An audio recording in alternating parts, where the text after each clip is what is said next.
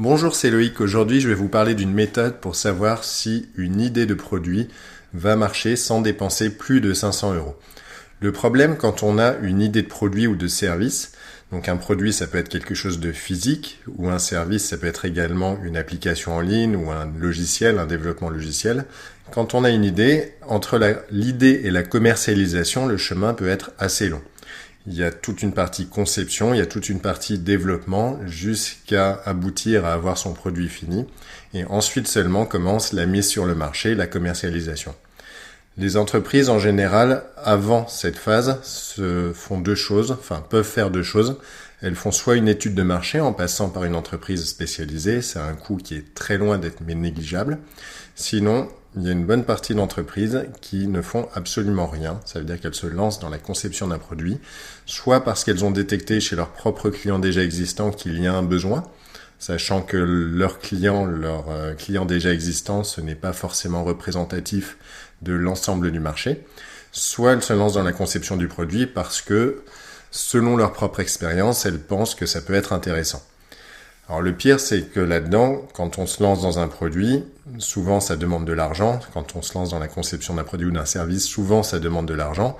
Et donc il y a des entreprises qui font des crédits, qui font de levées de fonds, qui investissent leurs fonds propres, sans forcément savoir à l'avance si ça va marcher.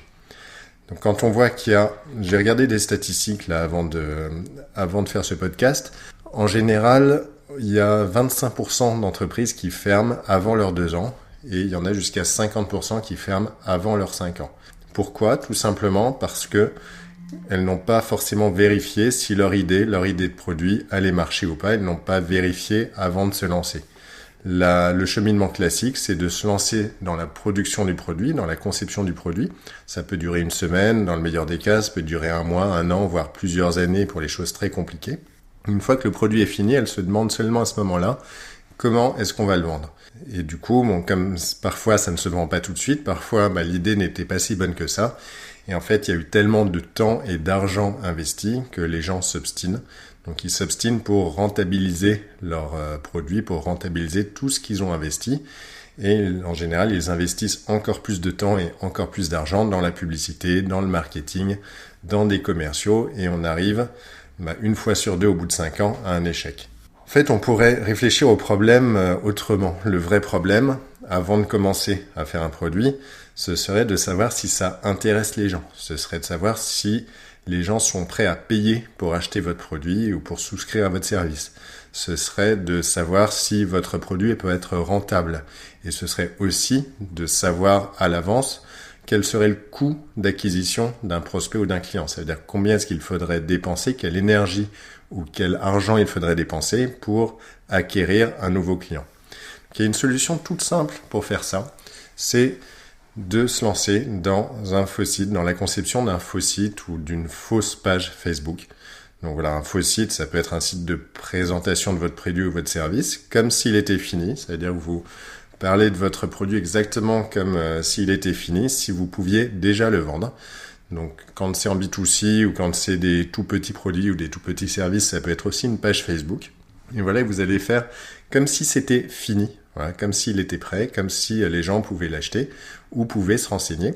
Donc suivant votre méthode de vente, suivant la méthode de vente que vous prévoyez, vous pouvez essayer soit de générer des leads, donc générer des contacts qui sont intéressés, ça veut dire demander aux gens de remplir un formulaire pour être recontactés par un commercial, soit, si c'est un produit qui s'achète tout de suite, voilà, si c'est un produit qui a un panier moyen relativement bas et qui pourrait s'acheter tout de suite, donc un produit ou un service, vous pouvez tout simplement faire un faux panier, voilà, un faux panier, comme si les gens allaient acheter et juste avant la commande, juste avant le paiement, indiquer tout simplement qu'il y a eu un problème et que vous vous excusez, vous dites que vous êtes désolé, mais que pour l'instant ils ne peuvent pas aller plus loin. Donc pour faire ce type de site, donc une page Facebook, ça demande quelques dizaines de minutes, quelques heures de travail. Un faux site, il n'y a pas besoin de faire un site en dépensant un argent mirobolant. Ça peut être un site sous Wix ou ça peut être un site fait avec un CMS, donc un système de gestion de contenu gratuit, comme WordPress. Il faut juste qu'il y ait une partie e-commerce si vous prévoyez de faire de la vente en ligne. Donc vous pouvez le faire simplement en passant quelques heures à faire votre site, voilà, et à faire exactement comme si votre produit était déjà disponible. Ensuite, une fois que cette page, que ce site est prêt ou que cette page Facebook est prête, vous allez générer du trafic. Donc pour générer du trafic, il y a différents leviers. Je vous invite à vous abonner à mon podcast pour avoir les prochains épisodes et puis pour voir également les anciens. On parle souvent d'acquisition de trafic, d'acquisition de prospects ou en tout cas de promotion, de marketing autour d'un site ou de réseaux sociaux autour du B2B. Donc vous allez générer du trafic sur cette landing page, sur cette page d'arrivée, sur cette page Facebook ou ce site, avec les leviers classiques que vous auriez utilisés. Donc ça peut être LinkedIn, ça peut être de la publicité Google, AdWords, ça peut être de la publicité Facebook, ça peut être un petit peu d'emailing. Donc c'est là que vous allez dépenser votre budget. Donc je parlais 500 euros. 500 euros, ça permet déjà de faire pas mal de petites campagnes en dépensant 50 euros à chaque fois, de tester plusieurs approches. Ça va déjà vous donner une idée de ce qui peut intéresser les gens. Et vous allez quand vous allez arriver au bout de votre budget, vous allez pouvoir faire un bilan. Vous allez pouvoir calculer soit combien de faux clients vous avez eu et éventuellement avoir leur panier moyen, soit pouvoir calculer combien vous avez eu de faux prospects, ça veut dire de gens qui se sont intéressés, qui sont allés jusqu'à remplir un formulaire pour être recontactés par un commercial. Donc en général, c'est des gens qui sont quand même relativement intéressés. Alors bien entendu, deux choses. Bon, déjà, il faut s'excuser, faut mettre quelque chose sur les pages de confirmation pour dire que le produit n'est pas prêt, mais que ça ne va pas tarder et que vous allez les recontacter. Et d'autre part, c'est pas forcément des gens qui seraient allés au bout de la démarche. Voilà, ils n'auraient pas forcément payé, il y a toujours un taux de déperdition à prévoir. Et pareil, si c'est juste des leads, si c'est juste des gens qui ont rempli un formulaire, le commercial qui les aurait rappelés n'aurait pas forcément vendu à 100% de ces gens-là.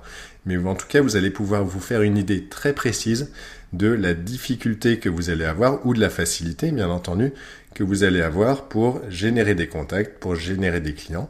Et vous allez pouvoir mettre un coût en face. Ça veut dire que vous allez savoir, avant d'avoir commencé à produire votre produit ou votre service, vous allez savoir combien à peu près ça va vous coûter pour avoir un prospect qualifié ou un client. Et à partir de là, vous allez pouvoir faire vos calculs et savoir si ça vaut le coup de se lancer dans l'aventure ou pas. Et si ça ne vaut pas le coup, vous allez pouvoir compléter l'idée, adapter l'idée, améliorer l'idée pour essayer d'en faire quelque chose de rentable. Et vous allez pouvoir recommencer, optimiser le processus jusqu'à trouver l'idée qui va être sûre à 100%. Enfin, c'est jamais à 100%, mais jusqu'à trouver une idée qui potentiellement va être beaucoup plus rentable que ce que vous auriez fait si vous avez commencé tout de suite. Je vous remercie de m'avoir écouté jusqu'au bout. Je vous invite à vous abonner à ma chaîne YouTube si vous m'écoutez sur YouTube ou à mon podcast si vous m'écoutez dans le podcast. Et je vous dis à bientôt dans un prochain épisode.